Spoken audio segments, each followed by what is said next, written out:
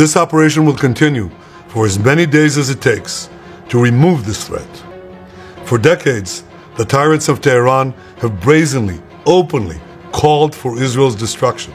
Jonathan, good evening. I do want to start with some breaking news. Israel's top military spokesperson just announced that Iran has launched 100 drones.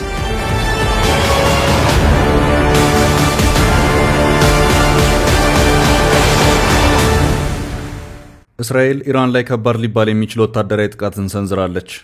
በሰዓታት ልዩነት ውስጥም ኢራን ምላሽ ሰጥታለች። የኢራን ምላሽ በተመለከተ ብዙ እየተባለ አይደለም። ለመሆኑ የኢራን ምላሽ የት ገባ የሚለውን በተመለከተ ያዝነው መረጃ አለ።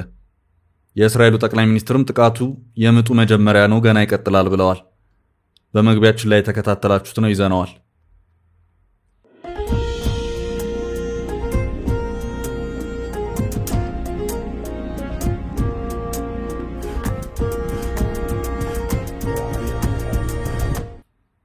ውድ የፈታ ቤተሰቦች የከበረ ሰላምታችን በያላችሁበት ይድረሳችሁ። ዕለተ ዓርብ የምሽት መረጃዎችን ነው ብለናል። እንደተለመደው መረጃውን በቅድሚያ በማስተዋወቅ እንጀምር። እስራኤል ከሰዓታት በፊት ኢራን ላይ እጅግ ከባድ ሊባል የሚችልን ወታደራዊ ጥቃት አድርሳለች። ይህንኑ ጥቃት ተከትሎም ኢራን በበርካታ ድሮኖች አጸፋዊ ምላሾችን የሰጠች መሆኑን የሚያመለክቱ መረጃዎች እየወጡ ነው። በእርግጥ የኢራን አጸፋዊ ምላሽ ምን ደረጃ ላይ ነው የሚለውን በተመለከተ ጥንቅራችን ላይ ያደርሳችሁ ይዞታል። እስራኤል በኢራን ላይ ያደረሰችውን ወታደራዊ ጥቃት ተከትሎ ዓለም አቀፉ የነዳጅ ዋጋ ጭማሪ አሳይቷል። ስንት ነበር፣ ስንትስ ገባ የሚለውን በተመለከተ ጥንቅራችን የሚያደርሳችሁ መረጃ አለ። የእስራኤል ቴህራን ጥቃት ብዙ እያስባለ ነው። ዓለም አቀፉ ማህበረሰብ እስራኤልን በአጥቂነት በግጭት ፈጣሪነት ሲወቅሱ፣ ትራምፕ ግን ለኢራን እሰይ በልሽ የሚል መልእክት ሰደዋል። ፕሬዝዳንቱ ድል ሰጥቼሽ ነበር አልተጠቀምሽበትም ነው ኢራንን ያሏት። ሆኖም ሰኞ ዕለት ለኔታንያሁ ደውለው ጥቃቱ እንዳይፈጸም ከመምከር ባለፈ ጮኸው አስጠንቅቀውት ነበር ተብሏል። ኔታንያሁ ትራምፕን አልሰማም ሲል ነው ጥቃቱን ያስፈጸመው። ታዲያ ትራምፕ ኔታንያሁን መቆጣጠርና ማስቆም ተስኗቸዋል ተብሏል። ጉዳዩን በስፋት እንመለከተዋለን። የኢትዮ ኤርትራ ድንበር ከዓመታት በኋላ መከፈቱ ተሰምቷል። ከ6 ዓመታት በላይ ተዘግቶ የቆየው የዛላምበሳ ድንበር ተከፍቷል። የዛላምበሳ ድንበር ሲከፈት ነዋሪዎች ሲገናኙና ደስታቸውን ሲገልጹ የሚያመለክተው ተንቀሳቃሽ ምስል በስፋት በመጋራት ላይ ይገኛል። መረጃውን እናደርሳለን። የጦር ኃይሎች ጠቅላይ ኤታማዦር ሹም ፊልድ ማርሻል ብርሃኑ ለኤርትራው ፕሬዝዳንት ኢሳያስ አፈወርቂ ምላሽ ሰጥተዋል። ፊልድ ማርሻል ብርሃኑ 20 ዓመታት ፍጥጫ ይቁም፣ ባህር ለሁላችንም ይሁን ሲሉ ተናግረዋል። መረጃውን ይዘነዋል። ጋዜጠኛ ተስፋለም ወልደየስ በዛሬው ዕለት ከእስር ተፈቷል። ዝርዝር መረጃውን ከጥንቅራችን ይሰማሉ። እስከ ፍጻሜው አብራችሁን ቆዩ። የምንለቃቸው ዕለታዊ ትኩስ ዜናዎች እንዲደርሷችሁ ላይክ፣ ሼር፣ ሰብስክራይብ ማድረግ እንዳትረሱ።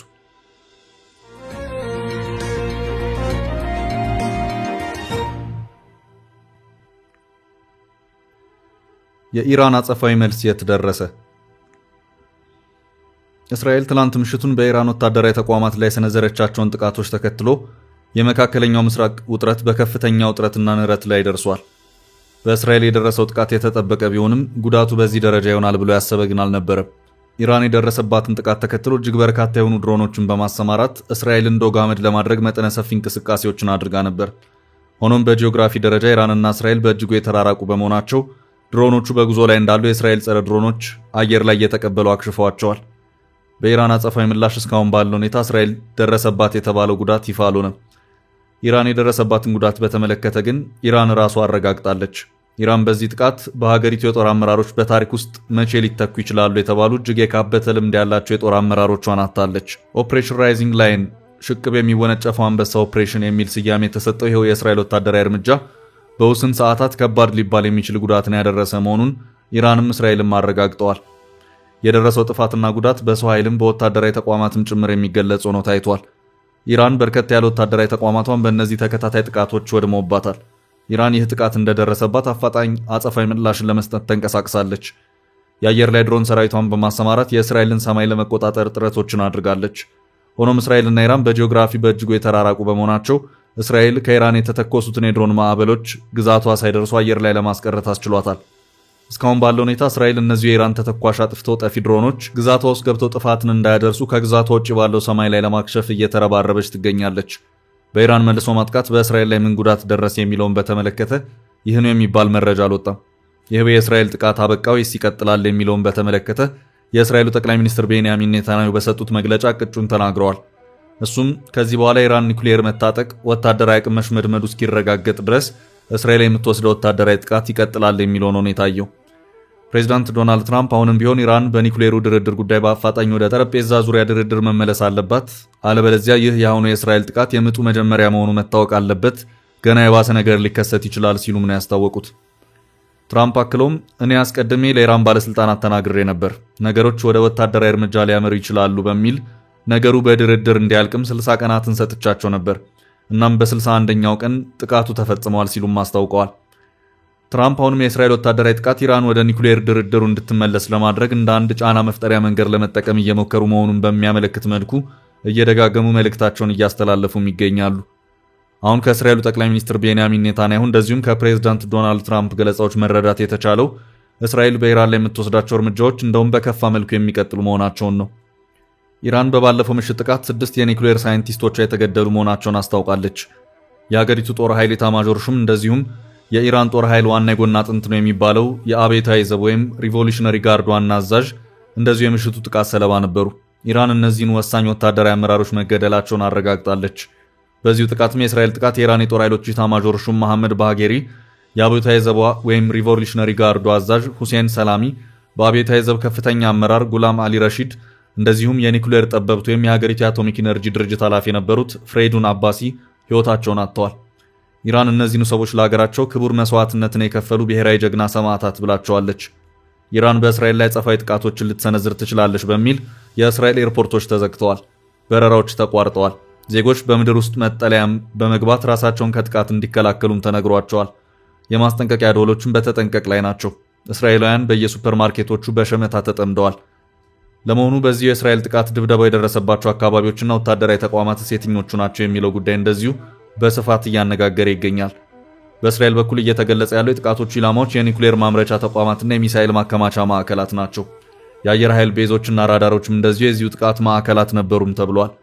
የመጀመሪያው የእስራኤል ጥቃት ኢላማ የተደረገው የኢራን ዋና ከተማ ቴሄራን ዙሪያ ነው። በዚህ አካባቢ በርከት ያሉ ወታደራዊ ተቋማት አሉ። ከዚህም በተጨማሪ ከዋና ከተማ ቴሄራን ደቡባዊ አቅጣጫ 220 ኪሎ ሜትር ርቀት ላይ የሚገኘውና ናታንዝ የተባለው የኒውክሌር ማብለያም የዚሁ ጥቃት ሰለባ መሆኑ ተረጋግጧል። ኬርማንሳህና ፒራንሻህር የተባሉ ሌሎች የኒውክሌር ማብለያ ጣቢያዎችና ግዙፍ ወታደራዊ ተቋማትም ጭምር በእስራኤል ጀቶች ድብደባ ከደረሰባቸው መካከል መሆናቸውን የሲኤንኤን ዘገባ አመልክቷል። በእነዚህ ወታደራዊ ተቋማት ወደ ላይ የሚተለተል ጭስም ታይቷል። This operation will continue for as many days as it takes to remove this threat. For decades, the tyrants of Tehran have brazenly, openly called for Israel's destruction. Jonathan, good evening. I do want to start with some breaking news. Israel's top military spokesperson just announced that Iran has launched 100 drones.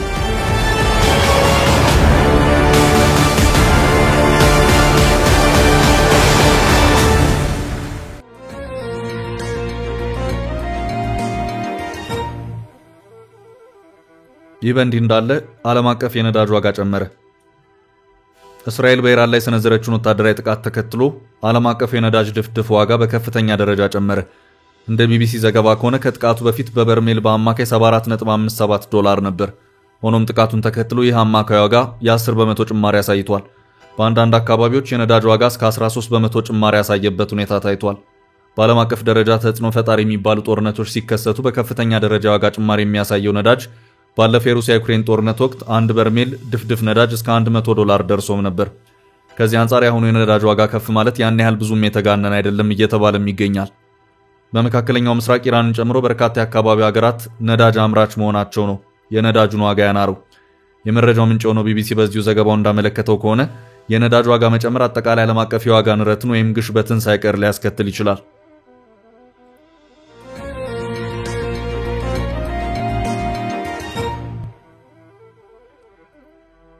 በሌላ በኩል እስራኤል ለአሜሪካ የማትታዘዝ ሆናለች።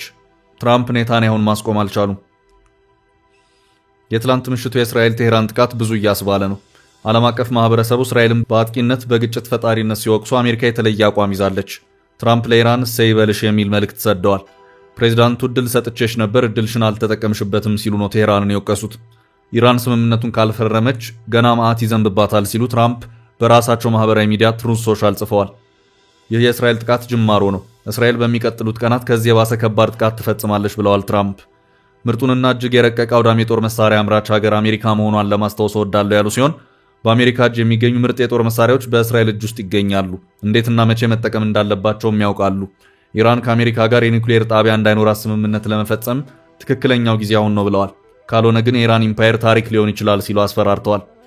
ትራምፕ ይህን ይበሉ እንጂ እስራኤል ኢራን ላይ ጥቃት መፈጸሟን አለመፈለጋቸው ነው እውነታው። ጥቃቱ ሲፈጸም በቶሎ እኛ የለንበትም ያሉ ሲሆን አሜሪካ አይሆንም እያለች እስራኤል በራሷ ገፍታ ጥቃቱን መፈጸሟን የተዘገበው። ዘጋርዲያን ባወጣው ዘገባ ትራምፕ ኔታንያሁን መቆጣጠርና ማስቆም ተስኗቸዋል ብለዋል። ኔታንያሁ አሜሪካ ፈቀደች አልፈቀደች ጥቃቱ እንዲካሄድ ትዕዛዝ መስጠታቸውን የተነገረው። ትራምፕ ስለ ጥቃት እቅዱ መረጃ ከደረሳቸው በኋላ ሰኞ ዕለት ለኔታንያሁ ደውለው ጥቃቱ እንዳይፈጸም እንደጮህባቸው የዘጋርዲያን ዘገባ አስነብበዋል። ትራምፕ የእስራኤል ጥቃት የኒውክሌር ንግግሩን ያበላሽብኛል ብለው ለኔታንያሁ ቢነግሩም ኔታንያሁ ጥቃቱን ከመፈጸም ወደ ኋላ የመለሳቸው ነገር የለም። ትራምፕ ከኢራን ጋር ለመስማማት ጫፍ እንደደረሱ እንደሚያምን ዘገባው አንስቷል። ይህን ሐሳብ በግልጽ በይፋ ለሚዲያ በተነገሩ በሰዓታት ውስጥ እስራኤል ከበድ ያለውን ጥቃት ኢራን ላይ ፈጽማለች።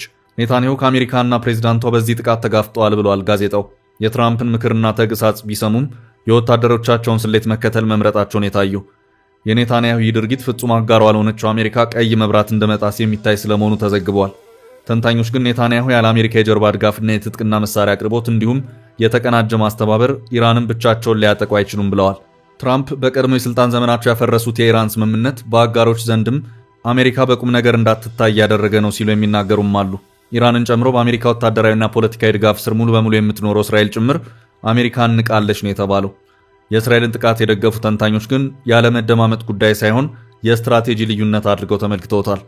እስራኤል ቴህራን ኒውክሌር መጨበጧን እንደ ህልውና ስጋት የምትቆጥር በመሆኑ በምንም መንገድ መሳሪያው እጇ እንዳይገባ ማጨናገፍን እንደ ስትራቴጂ ይዛ ትጓዛለች። አሜሪካ በበኩሏ ኢራንን ኒውክሌር ጉዳይ የቴል አቪቭ ያህል አምርራ አትመለከተውም ነው የተባለው። የእስራኤል ጥቃት ከመፈጸሙ በፊት አሜሪካ ከመካከለኛው ምስራቅ በርካታ ዲፕሎማቶቿን ማስወጣቷ ግን ከጥቃቱ ጋር የተናበበ ስለመሆኑ ዘገባው አንስቷል።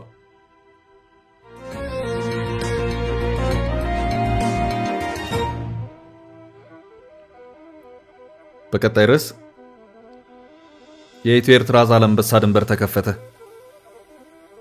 የኢትዮ ኤርትራ ድንበር ከዓመታት በኋላ መከፈቱ ተሰምቷል። ከ6 ዓመታት በላይ ተዘግቶ የቆየ የዛላንበሳ ድንበር ተከፍቷል። የዛላንበሳ ድንበር ሲከፈት ነዋሪዎች ሲገናኙና ደስታቸውን ሲገልጹ የሚያመለክተው ተንቀሳቃሽ ምስል በስፋት በመጋራት ላይ ይገኛል።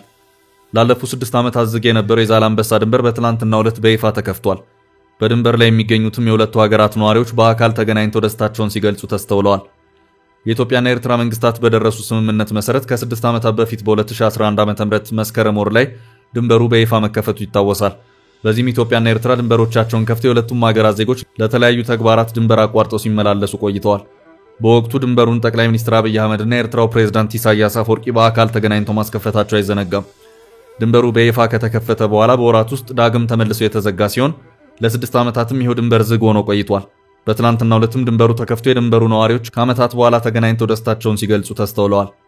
ታርጌት የተሰኘ የበይነመረብ ሚዲያ ይህንኑ የድንበር መከፈት ስነ ስርዓት በተንቀሳቃሽ ምስል አስደግፎ ያጋራ ሲሆን የተለያዩ ነዋሪዎች ሐሳብ አስተያየታቸውን ሲሰጡ፣ ደስታቸውን ሲገልጹ፣ በጋራ አብረው ሲደሰቱና ሲጨፍሩ ተስተውለዋል።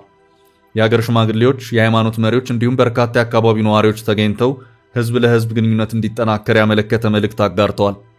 ለእርቅና ሰላም ቅድሚያ እንዲሰጡ የሃይማኖት መሪዎችና የሀገር ሽማግሌዎች ጠይቀዋል። ይህ የድንበሩ የሁለትዮሽ ግንኙነት በፌዴራል መንግስት እውቅና ስለመደረጉ አልተገለጸም። መንግስትም በዚሁ የድንበር መከፈት ጉዳይ እስካሁን በይፋ ያለው ነገር የለም። የዛላንበሳ ድንበር የኢትዮ ኤርትራን ጦርነት ተከትሎ ከ20 ዓመታት በላይ ተዘግቶ ከቆየ በኋላ ከ6 ዓመታት በፊት ዳግም መከፈቱ ይታወቃል። ይህ ድንበር ተከፍቶ የቆየበት ዕድሜ ለወራት ያክል ብቻ ሲሆን ዳግም ተዘግቶ 6 ዓመታትን ካስቆጠረ በኋላ በዚሁ ሳምንት አጋማሽ መከፈቱን የተገለጸው።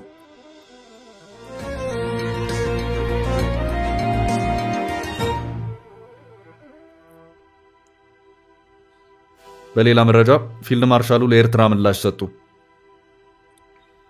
የጦር ኃይሎች ጠቅላይ ኤታማዦር ሹም ፊልድ ማርሻል ብርሃኑ ለኤርትራው ፕሬዝዳንት ኢሳያስ አፈወርቂ ምላሽ ሰጥተዋል። ፊልድ ማርሻል ብርሃኑ የ20 ዓመታት ፍጥጫ ይቁም፣ ባህር ለሁላችን ይሁን ሲሉ ተናግረዋል። ፊልድ ማርሻሉ በጣም ባልተለመደ መንገድ የኤርትራንና የኢትዮጵያን ግንኙነት ለመፍታት መንግስታችን ረጅም ርቀት ሄዷል፣ ግን አልተሳካም ሲሉ አመልክተዋል። ለ34 ዓመታት ኤርትራን እያስተዳደሩ ያሉት ፕሬዝዳንት ኢሳያስ አፈወርቂ ለ34ኛ ጊዜ ባደረጉት ንግግር ባህር በርን እንዲሁም ቀጠናዊ ጉዳዮችን አንስተው የሰነዘሩት ጠንካራ ትችት ሲያነጋግር መቆየቱ ይታወቃል። ከዓመታት በፊት ከነበረው የኢትዮጵያ ሁኔታ አንስቶ የጠቅላይ ሚኒስትር አብይ አህመድ የሚመሩት መንግስት ወደ ስልጣን መምጣት እስከ አምናው 33ኛው የነጻነት በዓላቸው በንግግራቸው አንስተዋል። ኢሳያስ ኢትዮጵያ የባህር በር ጉዳይን ዓለም አቀፍ አጀንዳ አድርጋ ማንሳቷ እንዳላስደሰታቸው አጽንኦት ሰጥተው ተናግረዋል። በወቅታዊ ጉዳዮች ማብራሪያ የሰጡት የጦር ኃይሎች ጠቅላይ ኤታማዦር ሹም ፊልድ ማርሻል ብርሃኑ ጁላ ኢትዮጵያ የባህር በር ለማግኘት የምታደርገውን ጥረት ለማሰናከል እየሞከሩ የሚገኙ ኃይሎች አሉ በማለት ተናግረዋል። ፊልድ ማርሻሉ ለህዝብ ተወካዮች ምክር ቤት የሰላምና የውጭ ጉዳዮች ቋሚ ኮሚቴ በሰጡት ማብራሪያ ላይ ነው ይህን የተናገሩት። ፊልድ ማርሻሉ ለመተባበር ብዙዎችን ጋብዘናል፣ ኤርትራን ሳይቀር ጋብዘናል፣ አብረን እንስራ ብለናል፣ ባህር ለሁላችን ይሁን ብለናል ሲሉ ተናግረዋል። የ20 ዓመት ፍጥጫ ይቁም ብሎ መንግስታችን የነበረውን ቁርሾ በመፍታት ወደ ልማት፣ ወደ ኢንቴግሬሽን፣ ወደ ጋራ ተጠቃሚነት፣ ወደ አብሮ መበልጸግ እንድንገባ ኤርትራውያንም የሚጠቀሙት ጥቅም ካለ ከኢትዮጵያ እንዲጠቀሙ ኢትዮጵያም ከኤርትራ እንድትጠቀም በጣም ሰፊ ስራ ተሰርቷል፣ ተለፍቷል ሲሉ ጠቅላይ ኤታማዦር ሹሙ አብራርተዋል። በጣም ባልተለመደ መንገድ የኤርትራንና የኢትዮጵያን ግንኙነት ለመፍታት መንግስታችን ረጅም ርቀት ሄዷል፣ ግን አልተሳካም ሲሉ የተናገሩት ፊልድ ማርሻል ብርሃኑ ጁላ አብረን እንጠቀም ነው እንጂ ባህር በር ይዤ እናንተን እንደፈለኩ ላርጋችሁ የሚል አስተሳሰብ ስላለ አይ እንደዛ ሳይሆን በጋራ ተጠቃሚነት በእኩልነት ነው። የሆነ ቁልፍ መሳሪያ ይዘ በቁልፍ መሳሪያ ሁሉ ማህበረሰብ ለማሽከርከር መሞከር ልክ አይደለም የሚል ነገር ሲመጣ አሁን ኩርፊያ መጥቷል፣ መወራጨትም አለ ሲሉ አጽንኦት ሰጥተዋል። የፌዴራል ጦር ኃይሎች ጠቅላይ ኤታማዦር ሹም ፊልድ ማርሻል ብርሃኑ ጁላ ስለ አፍሪካ ቀንድ ደህንነትና የኢትዮጵያን ሚና በማስመልከት በሰጡት አስተያየት ላይ የየብሱ ችግርም ወደ ባህር እንደሚዛመት አስታውቀው ኢትዮጵያ ችግሩን ለማረጋጋት የምታደርገው ጥረት ላይ እንቅፋት የሚሆኑ አካላት መኖራቸውን መግለጻቸው ይታወሳል።